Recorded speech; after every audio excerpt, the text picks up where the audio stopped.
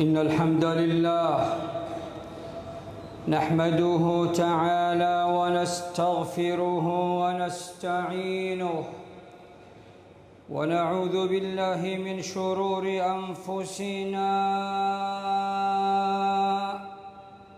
وسيئات أعمالنا إنه من يهده الله فلا مضل له ومن يضلل فلا هادي له وأشهد أن لا إله إلا الله وحده لا شريك له وأشهد أن سيدنا محمدًا صلى الله عليه وسلم عبده ورسوله وصفيه من خلقه وخليله أشهد أنه بلغ الرسالة وأدى الأمانة ونصح الأمة وكشف الله به الغمة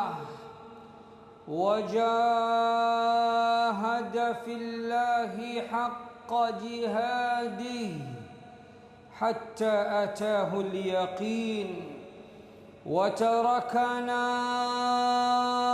على المحجة البيضاء ليلها كنهارها لا يزيغ عنها إلا هالك فصلوات ربي وتسليماته عليه رب اشرح لي صدري ويسر لي أمري واحلل عقدة من لساني يفقه قولي اللهم علمني ما جهلت وذكرني ما نسيت اللهم إني أتبرأ من حولي وقوتي وألتجئ إلى حولك وقوتك اللهم أعني ولا تعن علي وانصرني ولا تنصر علي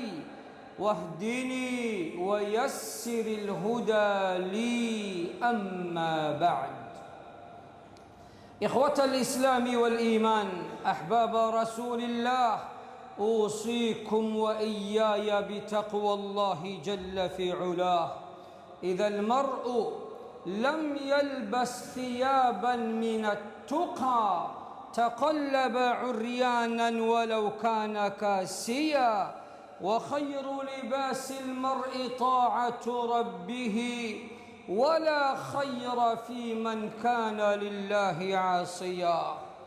Ndugu zangu Waislamu wapenzi na wafuasi wa Bwana Mtume Muhammad sallallahu alayhi wasallam, ninakuhusieni pamoja na kuihusia nafsi yangu juu ya kumcha Allah jalla fi ulah, na tufahamu ya kwamba ikiwa mwana wa Adam hakuwa tayari kuvaa vazi la uchamungu, basi hubadilika kuwa uchi hata kama amevaa mavazi.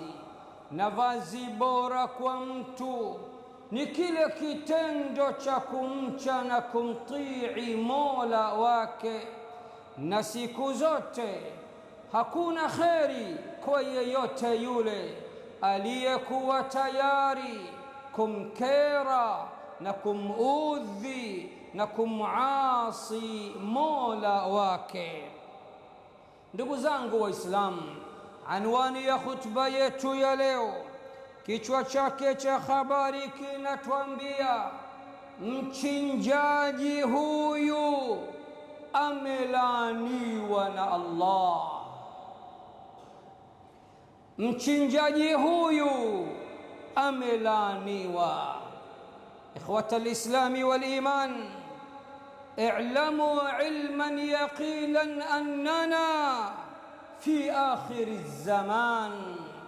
Waislamu, kwanza kabisa mnapaswa mujue na mkumbuke ya kuwa sisi tumo ndani ya zama za mwisho, tumo ndani ya akhiru zaman. Nahnu fi zamanin asbaha alma'rufu fihi munkara, sisi tumo katika zama ambazo mema yamefanywa kuwa ndiyo maovu, wa asbaha almunkaru fihi ma'rufa, na maovu ndiyo yamefanywa kuwa mema. Nahnu fi zamanin asbaha alhalalu fihi harama, sisi tumo katika zama ambazo halali zimefanywa kuwa ni haramu, wa asbaha alharamu fihi halala.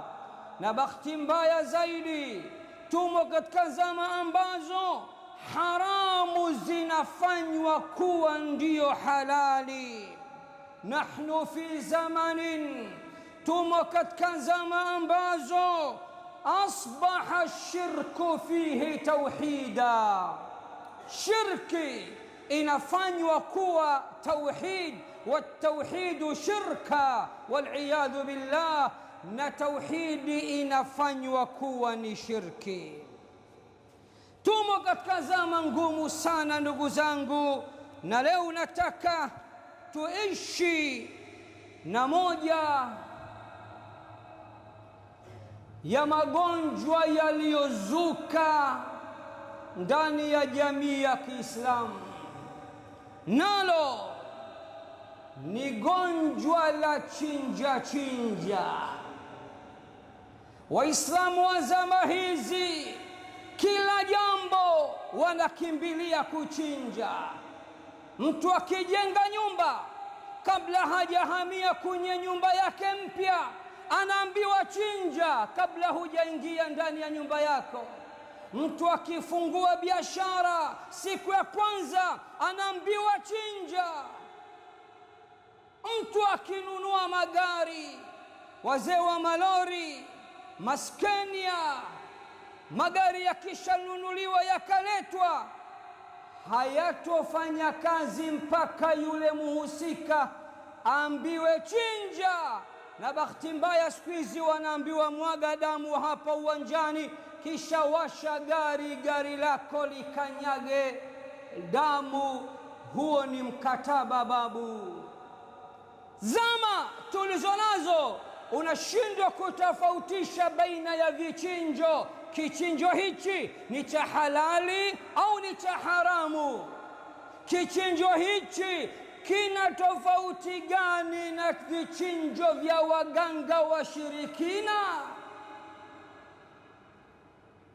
Zama tulizo nazo, hata wale walioamua kukamatana na visomo vya kisheria, arruqya shar'iyya, dua zilizothibiti kwa Bwana Mtume Muhammad sallallahu alayhi wasallam, mwisho wa kisomo chinja, mwisho wa dua chinja. Tumekuwa aka wazee wa chinja chinja. Mimi binafsi sina tatizo na kichinjo chochote cha halali ambacho makusudio, dhamira, malengo ni Allah, amekusudiwa Allah, kichinjo kikachinjwa kwa jina la Allah, malengo ni kuwapa maskini nyama ya mbuzi ambao pengine hawajawahi kula au wana miaka mingi hawajawahi kula nyama ya mbuzi, kisha muhusika akatawassal na sadaka hiyo kwa Allah, akamwomba amjalie 1, 2, 3. Binafsi sina tatizo na kichinjwa hicho, lakini nina swali la kimataifa kwenu Waislamu wenzangu. Kwani hakuna sadaka nyingine zaidi ya chinja chinja? Kwa nini usimwambie mkeo na kuletea kesho mayatima 10? Pika pilau ya nguvu na tawassal kwa Allah kwa kuwalisha pilau hawa mayatima. Allah anifungulie 1, 2, 3. Kwa nini usichukue mifuko 10 ya simenti ukaitolea sadaka gari lako? Ya Rab, nilindie skenia hii ya kwanza, wewe unajua, nihifadhie, natawasal kwako kwa sadaka hizi za mifuko ya simenti, napeleka msikitini, madrasani. Ibada hii ya sadaka hii kama inakufurahisha, nilindie biashara zangu, kwani hakuna sadaka nyingine zaidi ya chinja kuku, chinja mbuzi, chinja. Wengine wanakwambia kisomo hichi babu kinahitaji kondoo, mkwara tu. Mwingine anakwambia safari hii bana lazima uchinje ng'ombe. Umekuwa unagundu wewe.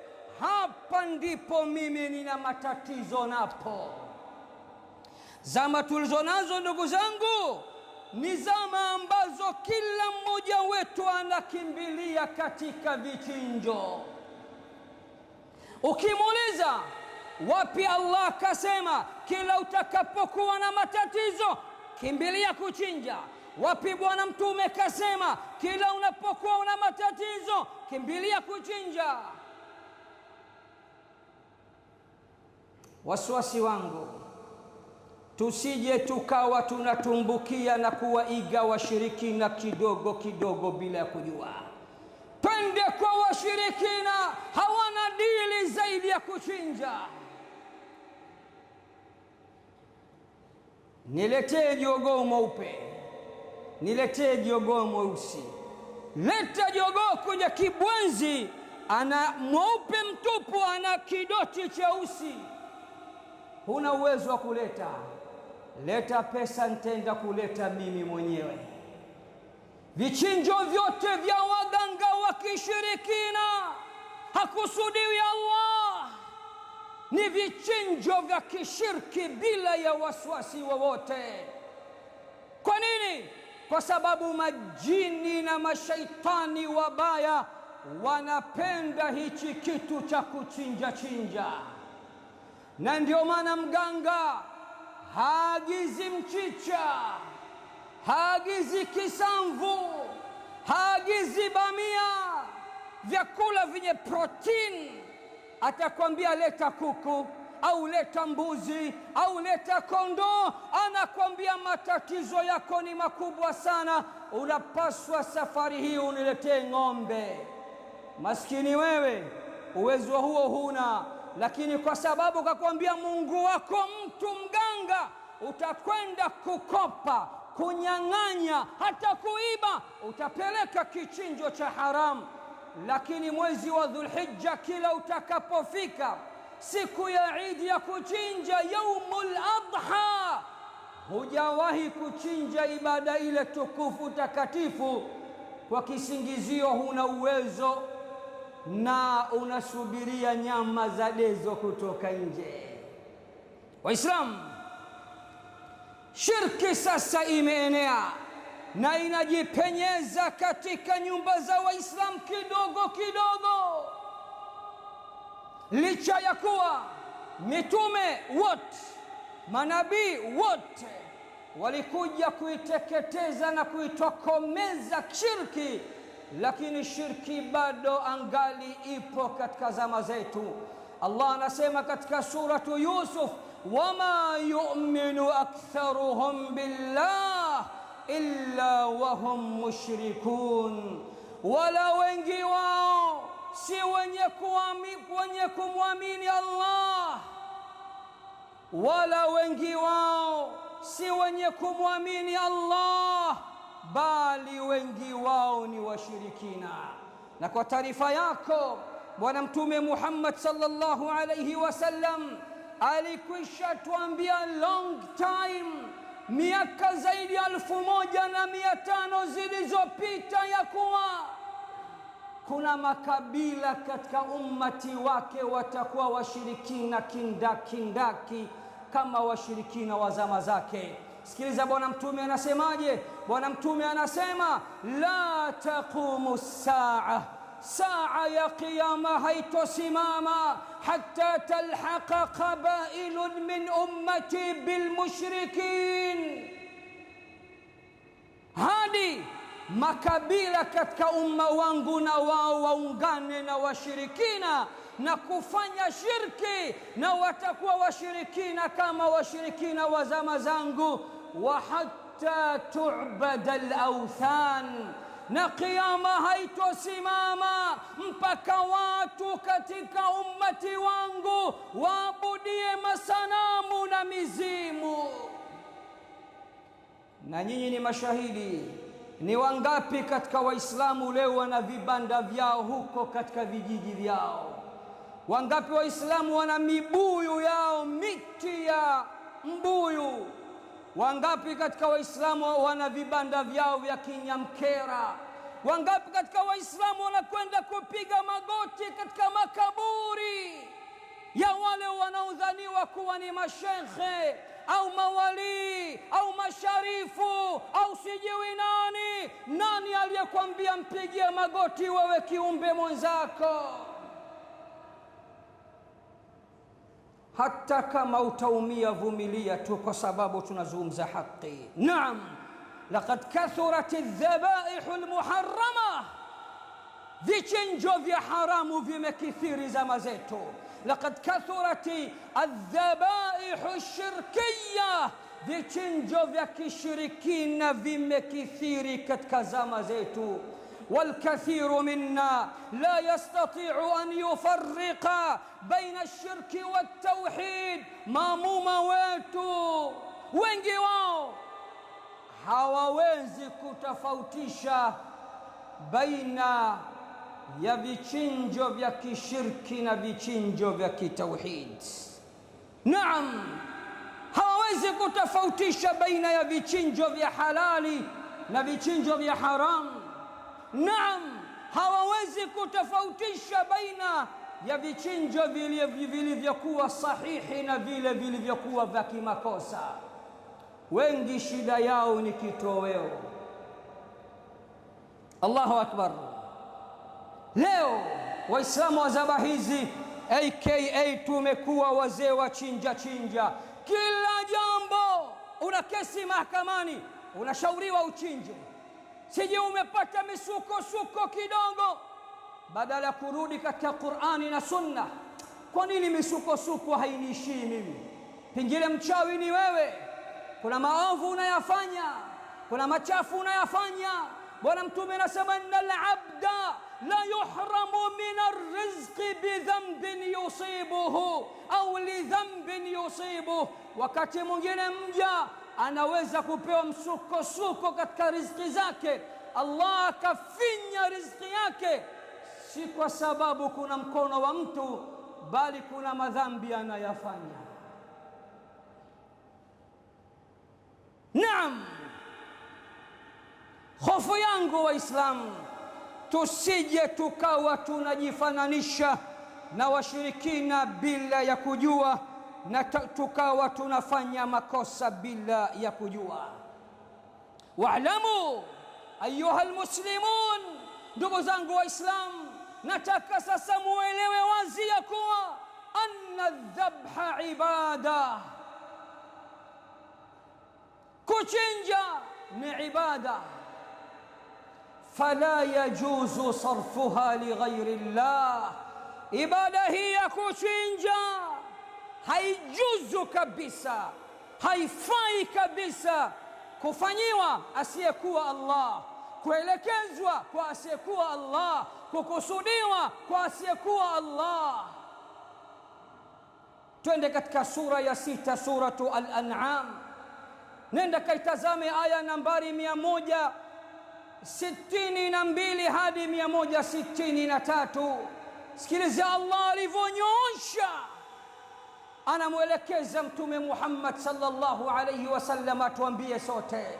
Qul, sema wewe Muhammad, qul, waambie wewe Muhammad, inna salati, hakika ya sala zangu, wa nusuki, na vichinjo vyangu, wa mahyaya, na uhai wangu, wa mamati, na kufa kwangu, lillahi rabbil alamin, vyote hivyo ni vya Allah mlezi wa walimwengu, la sharika lah, hana mshirika Allah. Wabidhalika umirtu wa ana awwalul muslimin, na kwa hayo nimeagizwa, na kwa hayo nimeamrishwa kwamba nikiswali nimswalie Allah, nikichinja nimchinjie Allah, uhai wangu niishi kwa ajili ya Allah, na nijue kifo changu pia kinatokana na Allah na kwa mipango ya Allah. Kwa hayo nimeamrishwa mimi Muhammad, nami ni Muislamu wa mwanzoni kabisa. Kama hili halitoshi, twende katika juzu amma, sura ndogo katika sura zote za Qur'an, na Waislamu wote tumehifadhi hii sura isipokuwa wale ambao hawajawahi kusoma kabisa. Katika sura hiyo Allah ananyosha tena, anamwambia mtume wake akichinja achinje kwa ajili yake na sio kwa ajili ya marohani, mabarakin, subyani, makatani, maimuna. Vichinjo vyote hivi ni vya kishirikina. Allah anasemaje? Inna a'tainaka al-kawthar fasalli li rabbika wanhar inna shani'aka huwa al-abtar. Hakika sisi tumekupa wewe Muhammad mto wa kimataifa, mto wa Kauthar katika pepo. Basi ukiswali, swali kwa ajili ya Mola wako mlezi, na ukichinja, chinja kwa ajili yake. Na hakika anayekuchukia siku zote ndiye mwenye kuharibikiwa na kukatikiwa. Wapi umepata wewe kuchinja kwa ajili ya kuridhisha hao unaowaita wazee wakubwa? Wana ukubwa gani hawa majini? Wapumbavu tu wengi wao, na kuingiza wanadamu katika shirki. Naam, twende katika sura ya 3, suratul Maida. Fungua sikio wewe, sikiliza. Allah anatuharamishia mambo 10 vikiwemo na vichinjo takriban kadhaa ambavyo ni vya haramu kuliwa, au wanyama kadhaa ambao ni haramu kuliwa. Katika suratul Maida Allah anasema hurrimat alaykumul mayta, hurrimat alaykumul mayta, meharamishiwa nyie kula nyamafu, vibudu, wanyama waliokufa bila ya kuchinjwa, ni haramu kwenu kula. Hesabu moja moja. Hurrimat alaykumul maytatu waddam, cha kwanza mmeharamishiwa nyinyi kula nyamafu au kibudu. Cha pili, na mmeharamishiwa nyinyi kunywa damu. Alhamdulillah, wengi wetu hatunywi damu, lakini tunatoa damu kwa majini. Unavopeleka kichinjo chako kwa maagizo ya mganga wako, mtaalamu wako feki, kumbuka kuwa ile damu ndio chakula cha wale majini. Umechangia kumshirikisha Allah na kumudhi Allah. حرمت عليكم الميتة والدم ولحم الخنزير, meharamishiwa nyinyi kula nyamafu, vibudu, wanyama waliokufa bila kuchinjwa. Wa pili, mmeharamishiwa nyinyi kunywa damu. Wa tatu, mmeharamishiwa nyinyi kula nyama ya nguruwe. Kuna Waislamu leo wanakula kiti moto. Moto wa Jahannam unawasubiri kwa taarifa yenu.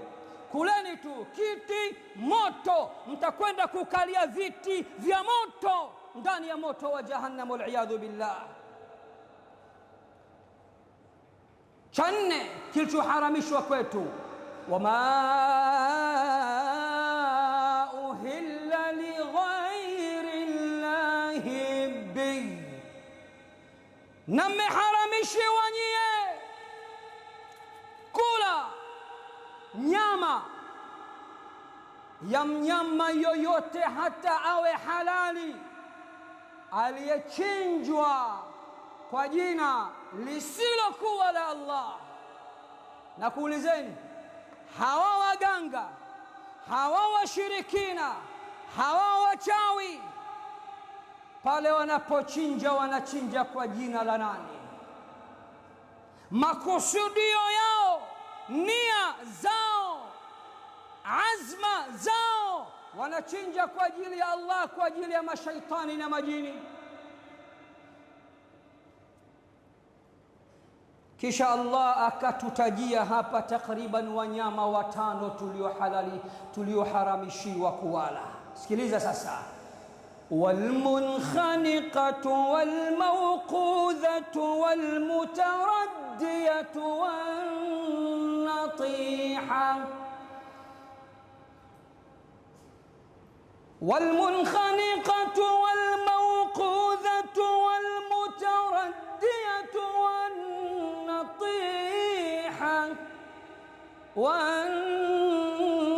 والنطيحة وما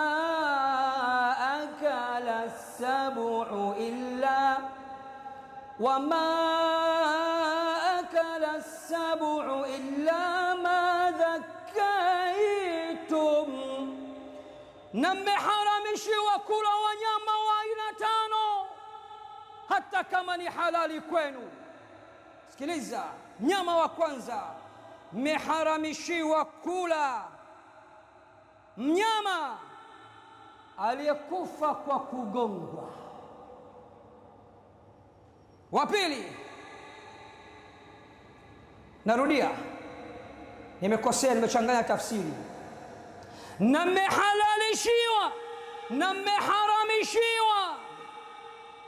mmeharamishiwa kula nyama wa mnyama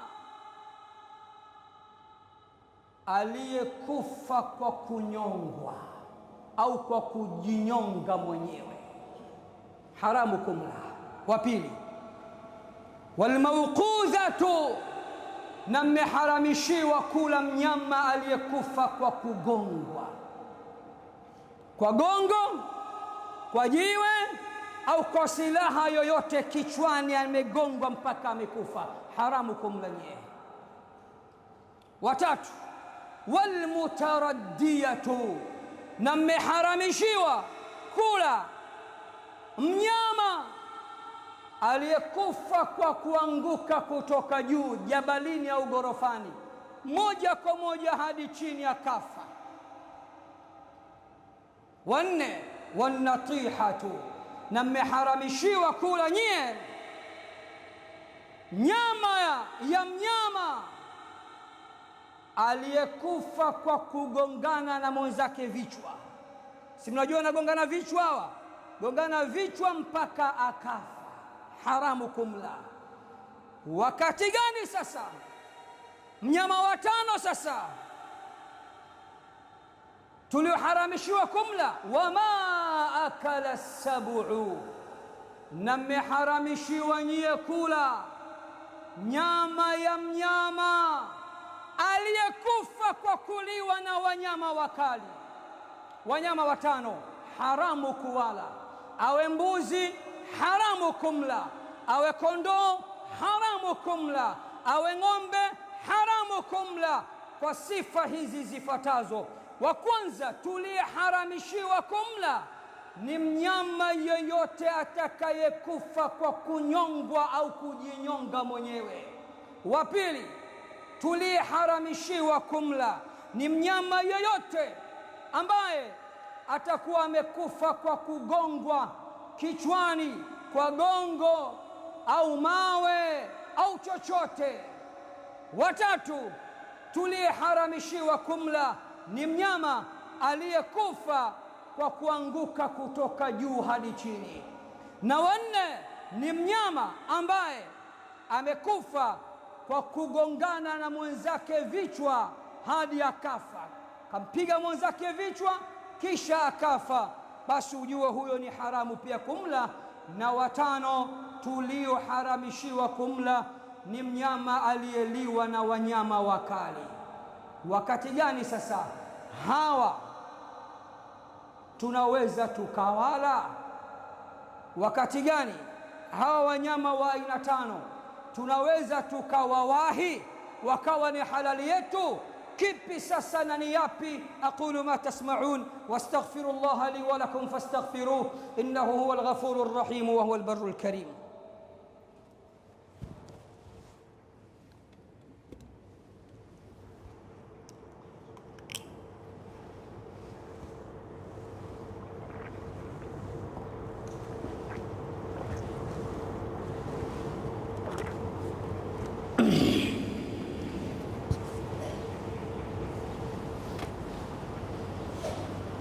الحمد لله وأصلي وأسلم على رسول الله وعلى آله وصحبه ومن والاه أما بعد. Narudi tena kwenu kwa mara ya pili kukuhusieni pamoja na kuihusia nafsi yangu yenye mapungufu chungu nzima katika kutekeleza haki za Mola wangu. Namuomba Allah sote atupambe kwa uchamungu wa hali ya juu, na tupambe kwa ikhlas za hali ya juu, na tupambe kwa siha na afya za hali ya juu, na tuepushe na maradhi yote madogo kwa makubwa, kwani yeye Allah ni muweza juu ya kila kitu. Wakati gani sasa hawa wanyama watano ambaye anataka kufa kwa sababu ya kunyongwa au kujinyonga, au anayetaka kufa kwa sababu ya kugongwa kichwani, au anayetaka kufa kwa sababu ya kuanguka kutoka juu, au anayetaka kufa kwa sababu ya kugongana na mwenzake na kupigana pembe, au anayetaka kufa kwa sababu ya kuliwa na wanyama wakali, wakati gani tunaweza tukawawahi wakawa halali kwetu sisi? Qur'ani inasema illa ma zakaitum, isipokuwa wale ambao Allah atakujalieni mkawawahi kwenda kuwapiga kisu kabla ya kufa kwao, na kisha mkatamka bismillah wallahu akbar, mkataja jina la Allah. Hapo muda wa kuwa ulimwahi kabla hajafa, basi mnyama yule ni halali kwako, lakini akishavuta tu babu ni haramu kwako. Kisha Allah subhanahu wa ta'ala anatuelekeza jambo la 9 alilotuharamishia. Sikilizeni Waislamu, na nukta hii ndio nukta yangu hasa. Allah anasema wama dhubiha ala nusub, na mmeharamishiwa nyie kula nyama ya mnyama yoyote yule ambaye wakati amechinjwa kwa ajili ya masanamu, amechinjwa kwa ajili ya mizimu. Mnyama yeyote aliyechinjwa kwa ajili ya masanamu, kwa ajili ya mizimu, kwa ajili ya majini, kwa ajili ya mashaitani, Allah anasema pia mmeharamishiwa kula nyama ya mnyama huyo.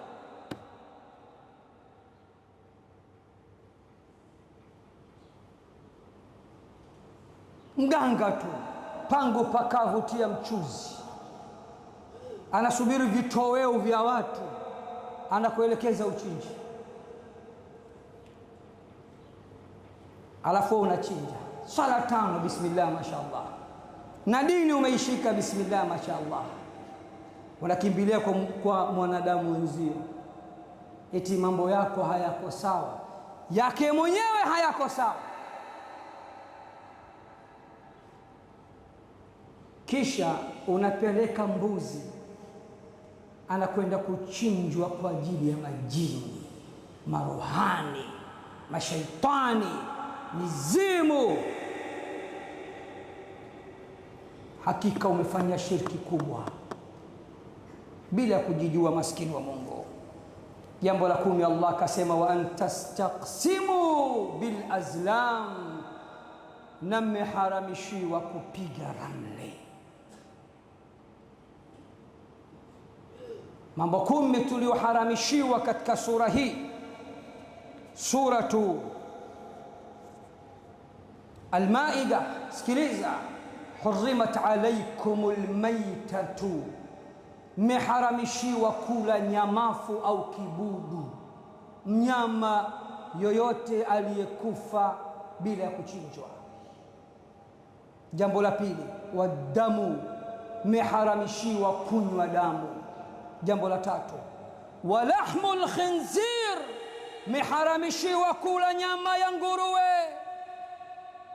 Jambo la 4, wama uhilla li ghairi llahi bih, na mmeharamishiwa kula kichinjo chochote kile ambacho wakati kinachinjwa hajakusudiwa Allah na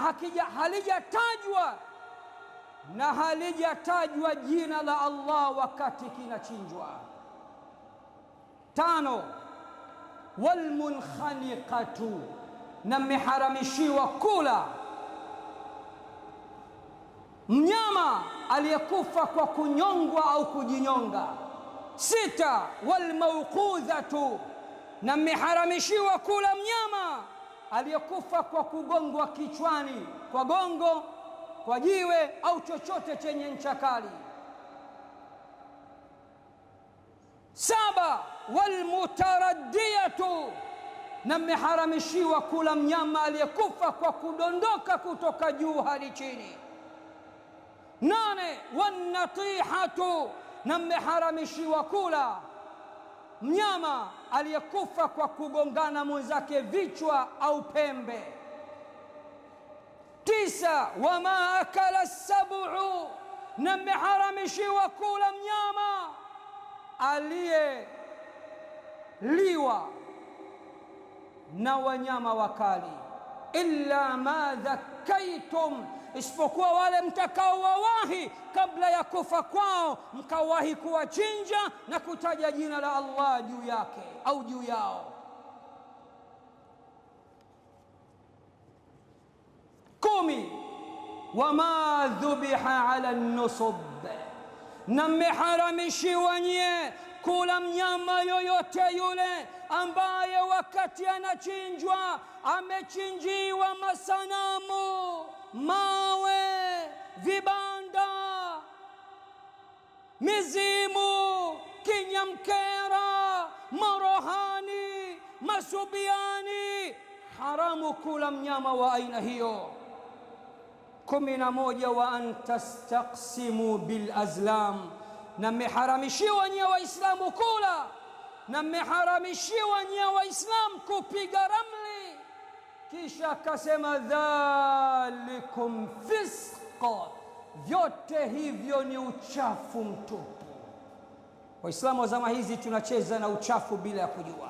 Waislamu, katika sura hiyo hiyo ya 6 Al-An'am aya nambari 121, Allah anasema wala ta'kulu mimma lam yudhkar ismullahi alayhi wa innahu lafisq, na wala msithubutu kula mnyama yoyote ambaye wakati anachinjwa halijatajwa jina la Allah juu yake. Hakika ya kichinjo hicho ni kichafu mno. katika sura hiyo ya Al-An'am anatuelekeza, anatuambia fakulu mimma dhukira ismullahi alayhi in kuntum biayatihi mu'minin, na kuleni nyama ya mnyama ambayo wakati anachinjwa limetajwa jina la Allah juu yake, ikiwa nyinyi kweli ni wenye kuamini aya za Allah jalla fi'ala.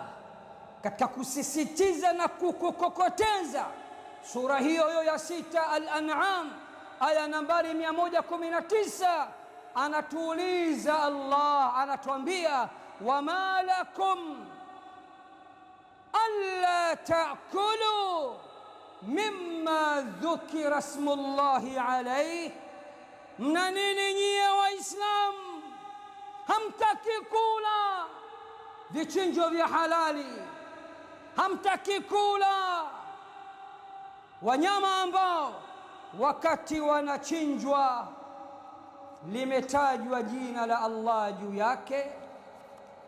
Sasa Waislamu, ni mchinjaji gani, ni mchinjaji yupi aliyelaaniwa na Allah? Jawabu analijibu Bwana Mtume Muhammad. Jawabu linatoka kwa Bwana Mtume Muhammad katika Sahihu Muslim, hadithi nambari 597 min hadithi Sayyidina Ali ibn Abi Talib radiyallahu ta'ala anhu wa ardah. Msimulizi wa hadithi hii ni Sayyiduna Ali ibn Abi Talib radiyallahu ta'ala anhu wa ardah, anna an-nabiy sallallahu alayhi wa sallam qala, Bwana Mtume Muhammad sallallahu alayhi wa sallam anatuambia, la'ana Allahu man dhabaha li ghayri Allah la ilaha illa Allah. Bwana Mtume anasema Allah amemlaani yeyote yule atakayechinja kwa jina lisilokuwa la Allah. Allah amemlaani yeyote yule atakayechinja kwa makusudio yasiyokuwa ya Allah, anakusudia mambo yake mengine. Ni kila mwaka lazima ende kijijini wachinje, mizimu inahitaji damu, vibanda vinahitaji damu, kinyemkera kinahitaji damu, mganga wake anamwambia kila mwezi lazima utumwage damu. Bwana Mtume anasema Allah amemlaani yeyote yule atakayechinja kutomkusudia Allah, bila ya kumkusudia Allah, amekusudia majini, marohani, waganga na shirki kwa ujumla. Huyu ndiye mchinjaji aliyelaaniwa na Allah subhanahu wa ta'ala. Mara ngapi mimi na wewe tumechinja bila ya kumkusudia Allah, kwa maelekezo ya nani? Mashekhe zako? La wallah, babu, una babu yako, na kila mtu lazima awe na babu yake. Babu tawile babu, subhanallah. Mababu hawa wengi wao wanapotosha watu, wengi wao, sisemi wote. Hivi hujawahi kupata message SMS kwenye simu yako, unatumiwa message na waganga? Mimi nazipata sana hizo, nimeziblock namba zao na block mwisho mpaka nimechoka. Nikauliza vijana wangu, bana, message kama hiyo ushakupata? Habari mjukuu, naona mambo yako yamenyooka, hurudi tena, masharti na kushinda, si kitu gani. Mwanzoni kuna watukana, mpumbavu, umeingia mkenge, umeingia choo cha kike, unajua unazungumza na shehe, wewe mshirikina. Mwisho nikasema kwa nini nipoteze bando zangu? Nimeblock mpaka nimeacha. Babu, mjukuu, ndo habari za mjini sasa hivi, babu na mjukuu. Kimbilieni kwa Allah, fafirru ila Allah, kimbilieni kwa Allah, msikimbilie kwa mababu washirikina, msikimbilie kwa waganga wa kishirikina. Na kwa taarifa yako, sadaka ziko aina nyingi, sio lazima kuchinja. Ikiwa wewe ni AKA, ni kuchinja tu. Kabla hujasafiri, chinja. Umejenga nyumba, chinja. Hujahamia kwenye nyumba, chinja. Gari lako, chinja. Damu unamwaga chini, gari likanyage, wallahi utaingia katika shirki. Sadaka ziko nyingi. Hivi sadaka ya kulisha hamujui? ويطعمون الطعام على حبه مسكينا ويتيما وأسيرا إنما نطعمكم لوجه الله لا نريد منكم جزاء ولا شكورا. Bwana Mtume anaulizwa ayu lislami khairun, kitu gani bora katika Uislamu? Akasema tut'imu at-ta'ama, lisha chakula. Kwani usipike sufuria la pilau ukaenda kwenye kituo cha mayatima ukawapa, kisha ukamwelekea Allah na sio babu wala bibi, wasema Allah nimelisha. Ibada kulisha inakufurahisha, mtume wako ametusisitiza. Kama hii kitu nilichokifanya leo, nimewalisha mayatima hawa biriani au pilau au nini, kama limekufurahisha, nina 1 2 3 katika dhiki, ya Rabbi nitatulie dhiki zangu. Kwani haiwezekani? Inawezekana. Atawassul bil a'mali as-salihat, kutawassal kwa Allah kwa matendo yaliyo mema. Kwa nini kila kitu uchinji? Mimi mwenyewe niliwahi kuambiwa na mtu siku moja, nilikuwa naumwa, nilipata infection, mambo ya kukohoa na mafua. Siku hizo ukienda hospitali kidogo nakwambia una infection, utapewa antibiotic. Kaambia vipi? Kama infection bana, nini? Kifua, mafua, homa. Sheikh itabidi uchinje, safari chinja ng'ombe. Nikamwambia ng'ombe ananisaidia nini mimi? Akasema subhanallah, jamii ishakuwa na akili ya chinja. Wallahi mtatumbukia kwenye shirki kwa kujua au kutojua, na vichinjo vingine vitawatumbukiza katika laana ya Allah jalla fi ula. Anayachinja kwa ajili ya majini, mashaitani, huyo amelaaniwa na Allah. Anayachinja kwa ajili ya marohani, sijui Subyani, sijui Maimuna, sijui Makata wa Makatani, huyo amelaaniwa kwa ajili ya Allah. Anayachinja kwa ajili ya Kinyamkera, huyo amelaaniwa na Allah.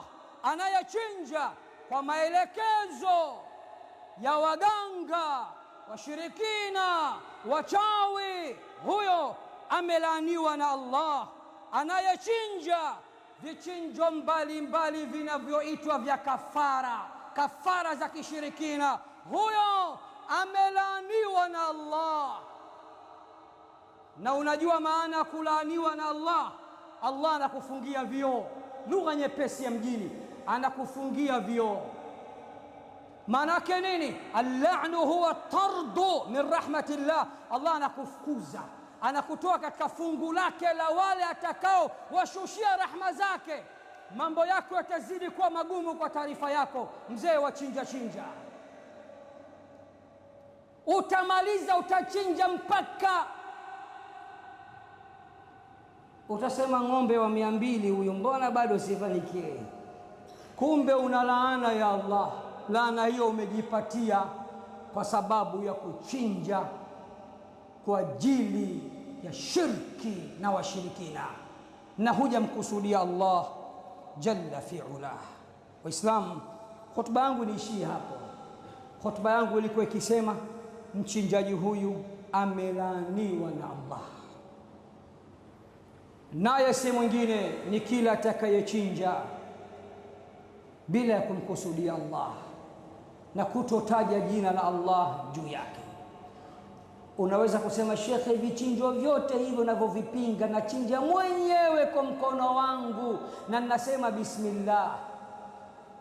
Moja hilo, twende la pili, kusudio, azimio, nia yako. Kwa nini unachinja? maelekezo, wazee, mizimu, kinyamkera, mabwana wakubwa wamepanda kichwani, umesema matatizo makubwa sana, matatizo makubwa sana. Wewe ndio una matatizo, njaa, katafute kazi. Huyu safari lazima chinje ng'ombe, na wewe ni maskini, mshahara wako hautoshi kununua ng'ombe wa 500,000, 600,000, 700,000 hadi milioni. Lakini cha kushangaza, mnatafutaga hizo pesa, mnazipata na mnachinja. Mambo yenu hayatokuwa super wala petroli wala diesel, ni moto juu ya moto, kwa sababu unayoyafanya unajipatia laana za Allah bila kujijua. Mambo yanaharibika. Anayepanga na kupangua, anayetoa riziki, aliyekamata hatamu, Allah kakufungia vyo, kakufukuza. Utafanikiwa lini wewe? Turudi kwa Allah. Waislamu, sadaka ziko nyingi Waislamu, bali na kushaurini kwa dhati, ukiwa na matatizo usikimbilie kuchinja. Kwani usiseme kesho ni Alhamis nafunga kwa ajili ya Allah? Bwana Mtume anasema atakayefunga siku moja kwa ajili ya Allah, funga isiyokuwa ya fardhi, Allah humweka mbali na moto wa Jahannam umbali wa miaka 70,000. Ukasema ya Rab, leo nimefunga kwa ajili yako, na dhiki na tafash na stress, mtatulie kupitia ibada nzito ya funga, utafanikiwa. Unamka qiyamul layl, thuluthi ya mwisho, Allah anashuka, anauliza mwenye njani yupi nimpe chakula, mwenye madhambi yupi anayeniomba msamaha nimsamehe. Baada ya kutafuta zile pointi muhimu za kidini, aka chinja. Mwisho unajichinja, mambo yako hautofanikiwa, utoharibikiwa, utatumbukia kwenye shirki na laana za Allah utakipatia. Namwomba Allah atusaidie Waislamu, aturudishe katika haki. Namwomba Allah Waislamu atusaidie tuwe na imani juu yake, ukweli wa kuamini. Namwomba Allah aturudishe katika tauhidi, ukweli wa kurudi. Namwomba Allah aturudishe katika aqida, ukweli wa kurudi. Namwomba Allah atuepushe na shirki atuweke mbali na shirki kama alivyoweka umbali baina mashariki na magharibi. Allahumma innana zalamna anfusana dhulman kathira wa la yaghfiru adh-dhunuba illa anta fa in lam taghfir lana wa tarhamna lanakunanna min al-khasirin. Allahumma yassir lana umurana, Allahumma yassir lana umurana, Allahumma yassir lana umurana, Allahumma yassir lana kulla asir fa inna taysira kulli asirin alayka yasir. اللهم سهل لنا مما نريد ونجنا مما نخاف بفضلك يا لطيف برحمتك يا أرحم الراحمين. جملنا جميعا بالعافية والسلامة. اللهم إننا نسألك العفو والعافية والمعافاة الدائمة في ديننا ودنيانا وآخرتنا وأنفسنا وأهلنا وأموالنا. استر عوراتنا وآمن روعاتنا. احفظنا جميعا من بين أيدينا ومن خلفنا وعن أيماننا وعن شمائلنا ومن فوقنا، ونعوذ بعظمتك أن نغتال من تحتنا.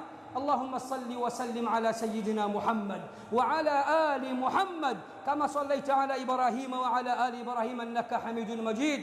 وبارك اللهم على سيدنا محمد وعلى آل سيدنا محمد كما صليت على سيدنا إبراهيم وعلى آل سيدنا إبراهيم في العالمين إنك حميد مجيد. سبحان ربك رب العزة عما يصفون وسلام على المرسلين والحمد لله رب العالمين. وأقم الصلاة. Kishki TV, nuru ya dini yako.